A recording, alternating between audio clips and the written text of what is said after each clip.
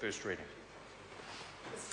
The Honourable Ruth Dyson. Mr Speaker, can I acknowledge the member who's just resumed his seat and say that I think that he canvassed the wide spectrum of tensions within this legislation in a very considered way, and I think that's the sort of debate that's going to happen at Select Committee. I don't think there's a single person in this House that doesn't share the concern of the member who's introduced the bill in relation to the impact of problem gambling that we have in New Zealand. We've seen some moves in our Parliament to try and reduce that social harm, and this is a further one in that direction.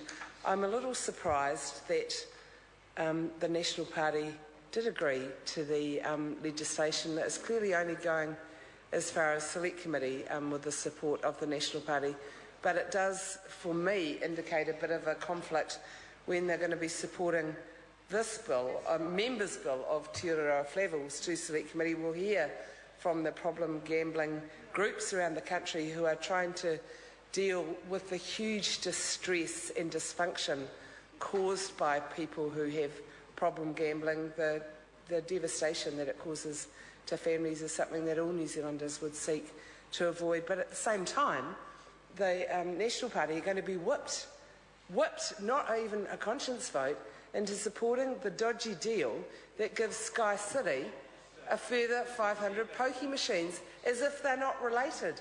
I think there's a small amount of tension there, and I think the rest of the country will find it very puzzling to try and reconcile those two conflicting points of view.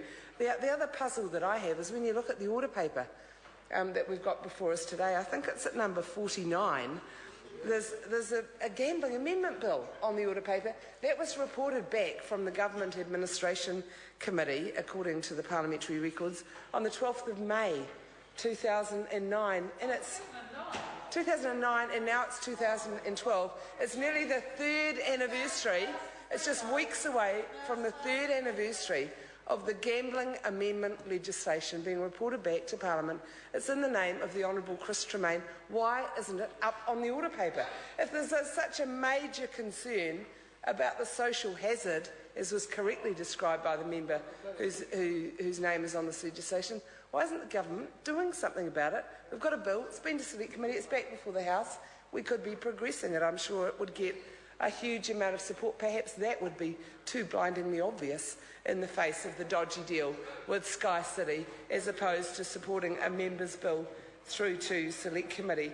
But Mr Speaker, I think the other point that the Michael Woodhouse raised in his contribution was the issue of the racing industry and racing stake money, and he clearly had the briefing very well rehearsed, because that's the same briefing that has been given around the country, and it's the right and proper process for the industry to do that. I don't actually think that the only issue to be considered, but I do think it is one to be considered, is the differences in the various racing organisations around the country, because that's a big issue to be considered, and the racing industry have made that point. But actually the concern that is addressed in the bill is the fact that racing and racing stake money are regarded as having a charitable purpose. And I think that disconnect between them being recognised as having a charitable purpose and the clear outcome of racing is the point that the member's making in his bill. But no doubt we'll have that. I think we'll see a lot of tension around that. It does, for me, raise a much more important issue, and it's a further tension that's outlined in the bill, and I think it's one that this Parliament has to come to terms with sooner or later. The member himself mentioned it.